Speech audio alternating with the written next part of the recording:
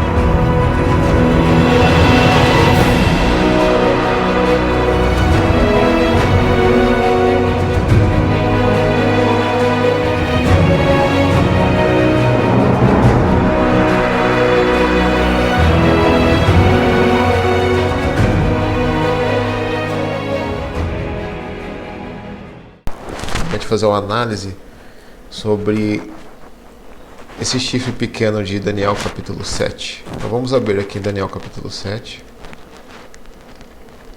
para a gente começar os primeiros itens.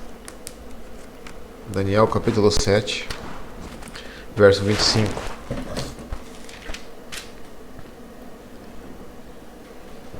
E proferirá palavras contra o Altíssimo, destruirá os santos do Altíssimo e cuidará de mudar os tempos e a lei. E eles serão entregues na sua mão por um tempo, tempos e metade do tempo. A gente vai explorar bem aqui esses pontos para que a gente possa entender realmente essa identidade. Mas vamos agora para a nossa época, né? Para o nosso tempo atual. Você já se perguntou por que você faz o que você faz? Já chegou a se questionar? Por que a sociedade é do jeito que é? Esses dias eu estava lendo uma matéria, se eu não me engano, da BBC, de um repórter que foi para o Japão. E ele, embora ele ame o Japão, né, e nesses 10 anos que ele conviveu no Japão, ele chegou à conclusão que o Japão estava estagnado economicamente por uma necessidade de se manter ligado ao passado. E interessante que ele botou até um ponto que para mim foi novidade, que quando teve a revolução lá que foi retirado o shogunato, os de samurais que eram líderes, né, aqueles que estavam no poder, eles continuaram. Então, na verdade, foi uma revolução de elite com elite e mudou o formato das coisas acontecerem, mas continuam as mesmas pessoas no poder. E formou esse partido e esse partido continua até hoje.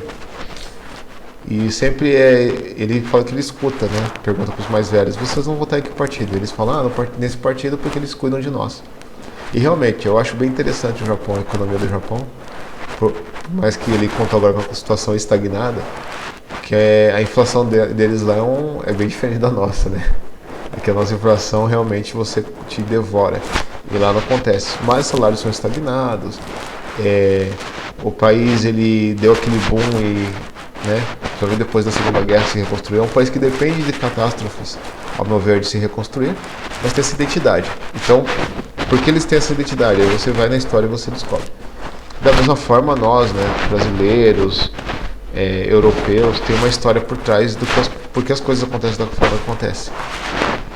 Mas vamos lá. Por que nós cristãos somos da forma que somos? Você já se perguntou por que... eu devia ter colocado até a imagem aqui, eu vou colocar na edição. E vocês vão estar vendo a foto aqui, né? E essa foto aqui é bem interessante, que uma pessoa critica o evangelho destruir culturas. E teve um grupo da igreja que a gente fizeram a pergunta sobre isso, e eu achei bem interessante, né? E eu, como gosto de fazer foar, esperei alguém responder para responder o contrário, né? Só para provocar. Mas vocês perceberam que existe uma mudança aí de roupagem, mas por que mudaram? Aquela roupa tinha algum problema? Né? Eu não pesquisei, mas alguns deram algumas respostas. Então, aquela roupa tinha algum problema? Tinha alguma coisa ritualística naquela roupa? Por que trocou para aquele formato de roupa? Por que a gente está colocando terno e gravata num índio? Já se perguntaram por quê? Já se perguntaram por que na religião é feita algumas coisas, né? No cristianismo, tá? Que eu estou focando. Por que algumas coisas do cristianismo são feitas? Por que elas não são tão parecidas com a forma de viver dos discípulos, dos judeus? Por que a cultura é tão... Tem uma diferença entre a cultura judaica, a forma de fazer as coisas religiosas e a nossa? Né? A explicação mais básica, né, que alguns podem usar é que Jesus veio com uma nova lei. E eu peço para vocês que abram em Mateus capítulo 5, verso 17.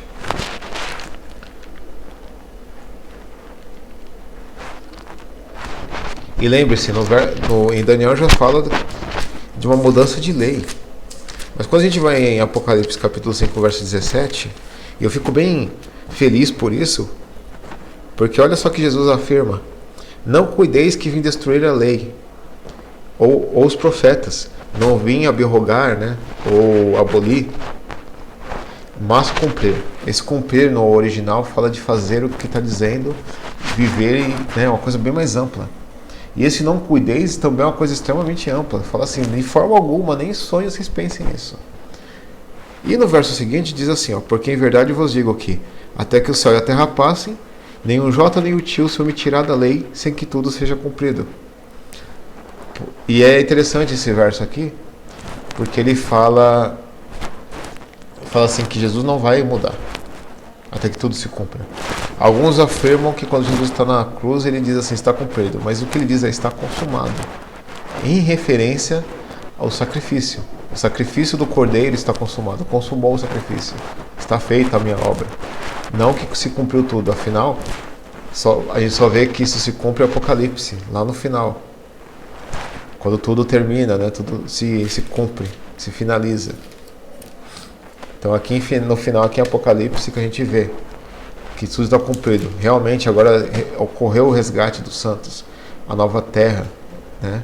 A nova Jerusalém, está tudo reformatado. O governo de Deus se torna efetivo totalmente. Então é nesse momento que a lei perde seu valor. Essa lei que nós conhecemos hoje, essa forma de viver cristã muda, né? Quando eu falo cristão, eu estou falando lá da primeira igreja, Adão e Eva, né? Que foi retirado esse formato através do inimigo. Mas a partir de Daniel a gente vê que teve uma mudança também em algum momento da história. Em algum momento da história, a forma do cristão perceber o cristianismo mudou. E a gente acredita em muitas coisas até hoje. Inclusive, existem pessoas alguns judeus que afirmam que o cristianismo é uma religião que não é judaica. Inclusive, porque se eles comparam, né, alguns costumes e chegam à conclusão que esses costumes não batem muito bem com a forma deles de viver. E, gente, então, embora eu peço para tomar cuidado com o termo judaizante, porque é um termo incorreto, isso aqui é judaizante, isso aqui não é, né? Que isso surge também, eu vou explicar o porquê, surge no passado, mas tem coisas que os judeus fazem que realmente são cultura judaica, e tem coisas que estão na palavra, então a gente tem que saber entender e filtrar cada um, ok? E eu vou ajudar aqui a gente poder raciocinar e entender o que é o que. Bem, vamos lá, no capítulo 19, no verso 19, Jesus continua aqui, de Mateus 5. Qualquer, pois, que violar um desses menores mandamentos, e assim ensinar aos homens, será chamado menor no reino dos céus. É importante entender o que esse menor que está falando. Não está falando que a pessoa vai ser um menor lá no reino dos céus. Ele vai ser chamado menor no reino dos céus. Pelo reino dos céus, entendeu? É pelo reino. Seria assim, é um nome de honra ou de desonra. O seu nome é pequeno. O seu nome é pequeno, você tem o nome de desonra. Se você mudar o mandamento de ensinar, o seu nome será um nome desonrado. E aquele, porém, que cumprir e ensinar, será chamado grande no reino dos céus. Então terá um grande nome. Qual o maior nome entre todos os nomes que a Bíblia relata? O nome sobre todo nome é o nome de Cristo. Eu vou até pegar o texto aqui e mostrar para vocês. Filipenses, capítulo 2. Deixa eu pegar o verso aqui. Capítulo 2, verso 9. Pelo que também Deus o exaltou soberanamente. Ele deu um nome que é sobre todo nome. Então, se o nome dele é mais alto que todo nome, é o maior nome. Então, Jesus fez e cumpriu, conforme ele mesmo falou, aqui em Mateus 5, toda a lei. Se ele fez isso e disse que não ia mudar, então ele não é o chifre pequeno. Isso aqui não é, né? Mas vamos analisar com raciocínio. A Bíblia está dizendo que o chifre pequeno mudaria. E Jesus não mudou nada. Porque ele mesmo disse que não. Então se ele não mudou, foi outro. E olha só o verso 20. Aqui eu quero pegar um outro ponto que nós pensamos de uma forma e Jesus apresenta de uma outra. Porque vos digo que, se a vossa justiça não exceder, não for maior que a dos escribas e fariseus, de modo nenhum vocês entrarão no reino dos céus. Ele foi bem exagerado nessa parte aqui. Eu vou usar o termo exagerado porque foi pesado, né? Quem eram os escribas e fariseus? Hoje a gente trata de forma pejorativa o termo fariseu, né? Mas os escribas e fariseus eram as pessoas mais santas, consideradas mais santas naquele meio deles. A palavra fariseu significa o justo. Então você tem que ser mais justo que o justo. Então uma provocação que eu faço para todos nós é assim: o seu líder religioso, você acha ele um homem consagrado a Deus, um cara justo, uma pessoa, né, dedicada a Deus, seja mais que ele. Você não tem lugar para você no reino dos céus. Gente, é uma provocação, tá? Que eu estou fazendo. Não quer dizer que o céu está restrito às suas obras. É só uma provocação. Você tente ser mais justo que o seu pastor. Até é bom, porque assim, se ele fizer uma coisa que te magoar, uma coisa que você ficar triste com ele, né? Ou ficar assim, espantado por uma coisa que ele fez que não era muito certa, você sabe que você tem que ser mais justo do que ele. Então, se você olha para você e fala, realmente ele fez isso, mas eu também tenho esses erros, eu não posso julgá-lo de forma errada. A gente estava até conversando agora há pouco aqui em casa, né, com uma moça, sobre o julgar. A gente tem que entender a diferença entre julgar da forma correta e errada. A Bíblia nos dá a autorização de julgar da forma correta. Analisar a história também, usar a Bíblia, né, que eu estou mostrando para vocês, usando a Bíblia para fazer um julgamento correto. É por isso que eu deixo até aberto aqui em resposta, né? Vocês podem responder em vídeo, comentar comigo no grupo aí, né? No comentário também. Se der tempo eu vou olhar aí nos comentários, mas se der para fazer em vídeo até melhor, tá? Pra vocês mostrar os textos bíblicos também, por favor. Não me diga que venha com, assim, eu acho isso assado. Mostra os textos. Né? A gente tá aqui para estudar a Bíblia. A Bíblia tem que ser a guia de fé e prática do cristão. Então, quando nós pegamos aqui o texto bíblico falando, Jesus informando que não foi ele o que mudou, que está nos informando agora, né? Não foi ele que mudou. E em Daniel capítulo 7, verso 25, está dizendo que quem mudou chega a blasfemar contra Deus. Então nós temos uma relação aqui, né? Que nos deixa claro, não foi Jesus. Então, se não foi Jesus, quem foi? Precisamos encontrar, porque o próprio Jesus diz que existe um nome de desonra para quem mudou. E em Daniel está falando que é uma desonra, que é blasfêmia, né? Está relacionado com a blasfêmia. Daniel capítulo 7, verso 25. Então hoje eu vou encerrar o vídeo por aqui. Eu quero que vocês pensem nisso. Aí na sequência eu vou estar expondo aqui a questão de lei e tempos. o que mudou? Como que eu entendo que lei que vale, que não vale? Como é que é a forma correta de seguir a lei? Porque existe um conceito. Você viu que os fariseus lá na época de Jesus, se você lê os evangelhos, eles tinham uma forma de ver a lei que Jesus batia de frente. Então a forma deles não estava muito alinhada. A forma dele viver e falar que era correta. Lembre-se, ele é o Messias. Então o Messias é o juiz de Deus. É o cumpridor de toda a lei. Ele mesmo afirma que ele veio cumprir. Então a forma dele é a correta. Então o que fez eles entenderem errado? O que faz a gente entender hoje de uma outra forma? Então nós vamos raciocinar juntos. Eu vou apresentar alguns fatos nos próximos vídeos para a gente poder pensar e analisar, ok? Então hoje fica assim. Vou dar só esses 2 textos para a gente encerrar. E reflitam, examinem. Comentem no grupo do nosso grupo. Comentem. Pode comentar pessoalmente também, embora eu prefiro documentado no grupo.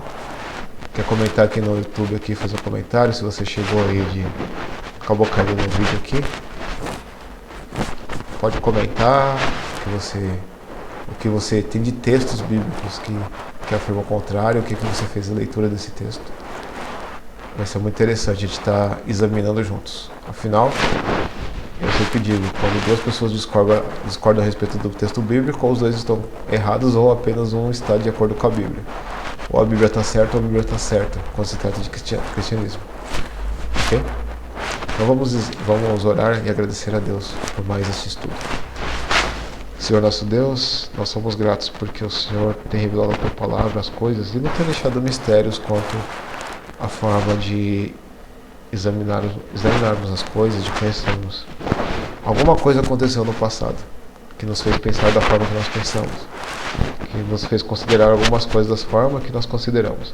Nos ajuda a entender, examinar a Tua palavra e, conforme a Bíblia também é um livro histórico, entender na história o que ocorreu.